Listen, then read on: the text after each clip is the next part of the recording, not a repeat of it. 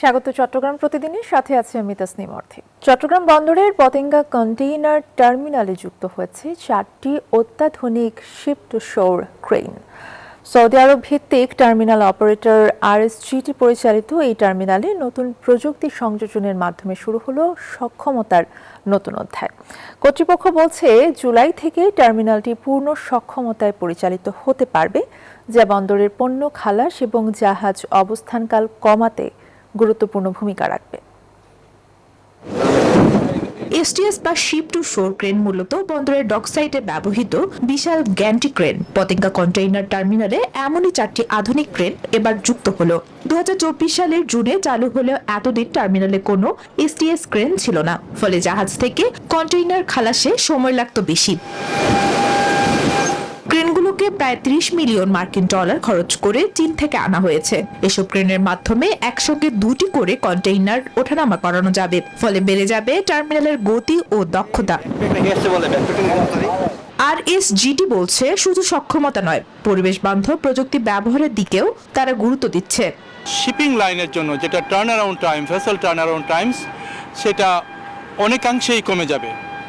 যেটা আগে ছিল হয়তো বা 2 দিন কিংবা 2.5 দিন, সেটা থেকে আমরা আশা করতেছি অনেকাংশেই কমে যাবে। কমে যাওয়ার মেন কারণটা হচ্ছে যে আমাদের গ্যান্ট্রি ক্রেনের পারফরমেন্স অনেক বেড়ে যাবে। নতুন যন্ত্রপাতির মাধ্যমে বন্দরের কার্যক্রম আরও গতিশীল হবে বলে আশা করছেন সংশ্লিষ্টরা। ধরনের যন্ত্রপাতি ব্যবহার করে আমাদের চট্টগ্রাম বন্দরের যে সক্ষমতা সেটিকে বৃদ্ধি করার লক্ষ্যে এবং জাহাজের টার্ন আরাউন্ড টাইম কমার লক্ষ্যে এই ধরনের যন্ত্রপাতিগুলো তারাও কিন্তু ক্রয় করে আধুনিক সেবার সাথে তাল মিলিয়ে প্রতিযোগিতার বাজারে টিকে থাকার জন্য তারাও সে ধরনের প্রতিযোগিতায় লিপ্ত হবে। 4টি গ্যান্ট্রি ক্রেন সংযোজন করা হয়েছে। এর ফলে চট্টগ্রাম বন্দরের আমদানি রপ্তানি কার্যক্রমে আরো বেশি গতি আসবে। বার্ষিক প্রায় 4.5 লাখ কন্টেইনার হ্যান্ডেল সক্ষমতা থাকলেও যন্ত্রপাতি সংকটে আগের বছর তা ছিল তুলনামূলক কম। নতুন ক্রেন আসায় এবার লক্ষ্যমাত্রা অনুযায়ী সক্ষমতা বৃদ্ধির আশা করছে কর্তৃপক্ষ। Desk report, news 24। কার্যক্রম নিষিদ্ধ আওয়ামী লীগ দেশকে অস্থিতিশীল করার চেষ্টা করছে, তাই সতর্কতা হিসেবে 6 জেলায় সেনা মোতায়েন করার সিদ্ধান্তের কথা জানান স্বরাষ্ট্রমন্ত্রী সালাউদ্দিন আহমেদ। সচিবালয়ে তিনি আরও বলেন, আইন শৃঙ্খলার অবনতি হয়নি, তবে সরকারকে সব সময় তৎপর থাকতে হয়। এর আগে স্বরাষ্ট্র মন্ত্রণালয়ের এক প্রজ্ঞাপনের মাধ্যমে আওয়ামী লীগের প্রতিষ্ঠা বার্ষিকীকে কেন্দ্র করে ঢাকা, নারায়ণগঞ্জ, গাজীপুর, গোপালগঞ্জ, ফরিদপুর ও চট্টগ্রামে সেনা মোতায়েনের কথা জানানো হয়।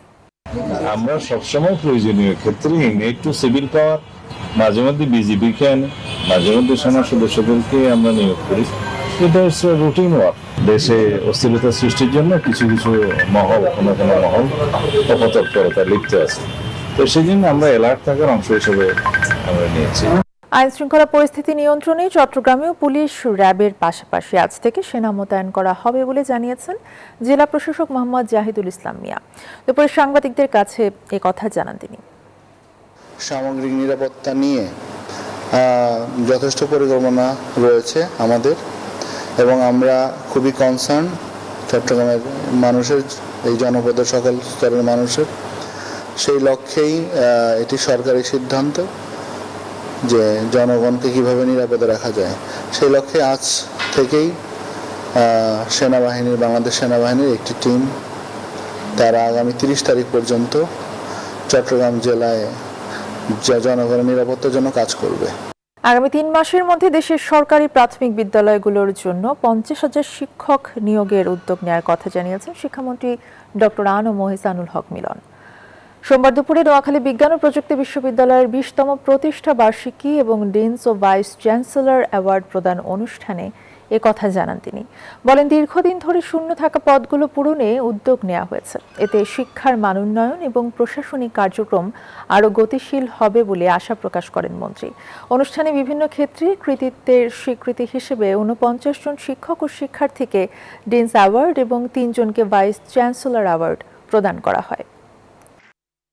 বাংলাদেশের সরকারি 65,500 স্কুল রয়েছে, তার মধ্যে 32,500 হেডমাস্টার হতে পারছে না 2017 সাল থেকে। মাননীয় আদালতের দৃষ্টিতে আমরা এসেছি এবং জুলাই মাসের 2 তারিখে তারা এই সমস্যাটি সমাধান করে দিবেন। তাহলে আমরা আগামী 3 মাসের ভিতরে আরো 50,000 প্রাথমিক শিক্ষক নিয়োগ দিতে পারবো। বাংলাদেশের মেরিটাইম খাতে স্বচ্ছতা, মেধাভিত্তিক ভর্তি প্রক্রিয়া এবং আন্তর্জাতিক মান বজায় রাখার দাবিতে চট্টগ্রামে সংবাদ সম্মেলন করেছে national maritime institute alumni association. সংগঠনের উদ্যোগে আয়োজিত সংবাদ সম্মেলনে বক্তারা অভিযোগ করেন, নৌপরিবহন মন্ত্রণালয় বিধিমালা উপেক্ষা করে ভর্তি পরীক্ষা ছাড়াই স্পেশাল ব্যাচের মাধ্যমে 205 জন এসএসসি পাস পরীক্ষার্থীকে ন্যাশনাল মেরিটাইম ইনস্টিটিউটে প্রিসি রেটিংস প্রশিক্ষণে ভর্তির উদ্যোগ নিয়েছে, যা প্রচলিত নীতিমালার পরিপন্থী। সংবাদ সম্মেলনে বক্তব্য রাখেন সংগঠনের নেতৃবৃন্দ। বান্দরবানে 5 কোটি টাকায় নির্মিত 4টি স্লুইস গেট কোনো কাজে আসছে না, ফলে কৃষকরা এখনো পুরনো পদ্ধতিতে সেচ দিচ্ছেন। স্থানীয়দের অভিযোগ, অপরিকল্পিত নির্মাণে সরকারি অর্থের অপচয় হয়েছে। তবে এলজিইডির দাবি, ভবিষ্যতে এসব গেটের মাধ্যমে অনাবাদি জমি চাষের আওতায় আনা সম্ভব হবে।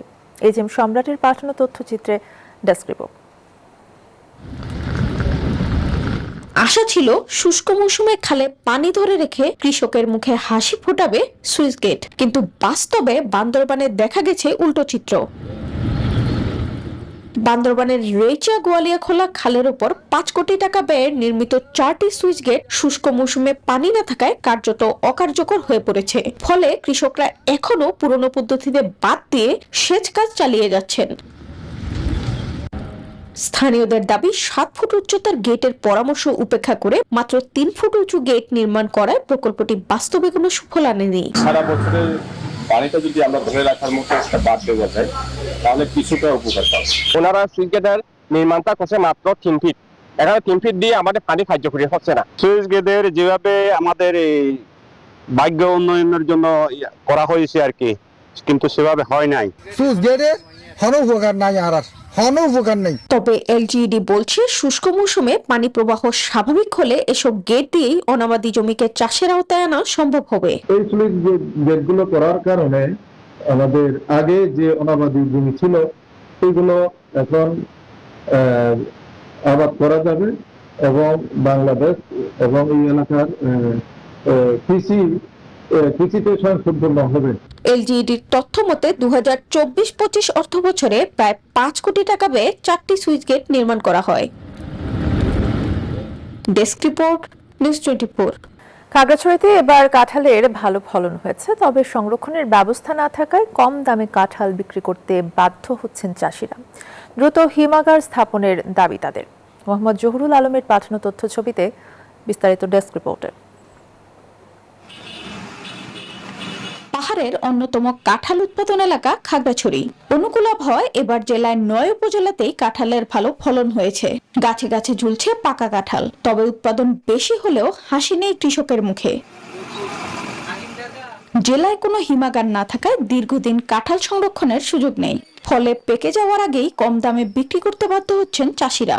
এর সঙ্গে যুক্ত হয়েছে অতিরিক্ত পরিবহন ব্যয় ও টোলের চাপ। কৃষকরা বলছেন, আগে যে বড় একটি কাঁঠাল 60 থেকে 70 টাকায় বিক্রি হতো, এখন সেটি বিক্রি হয়েছে মাত্র 20 থেকে 30 টাকায়। উৎপাদন খরচ উঠলেও মিলছে না কাঙ্ক্ষিত লাভ। নিম্ন তো কাঁঠাল 50 টাকা আসলে, 60 টাকা আসলে, 70 টাকা আসলে, এই তুলনায় এবছর 30 টাকা, 15 টাকা, 20 টাকা মালও কিনে না কেউ। আমরা যে দামে কিনে এনেছি মানে এই দামের অর্ধেক, মানে যেগুলো মাটি এঙ্গার বেয়ারি আছে এগুলো অর্ধেক মূলাইতেছে না। সকাল ধরে কাঁঠাল আনছি, এখনো মূলায় না, 20 টাকা করে প্রতি পিস। সংগ্রহ ও পরিবহন ব্যয় পুষিয়ে কাঁঠালের ন্যায্য মজুরি থেকে বঞ্চিত হচ্ছেন কৃষক, বলছে কৃষি বিভাগও।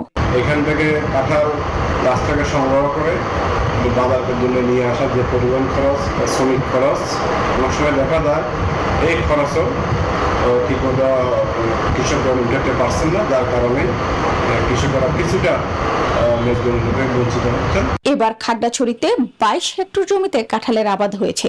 উৎপাদনের লক্ষ্যমাত্রা ধরা হয়েছে 68,887 metric ton. Desk report, news 24। এই ছিল সংবাদের সাথে থাকায় ধন্যবাদ সবাইকে।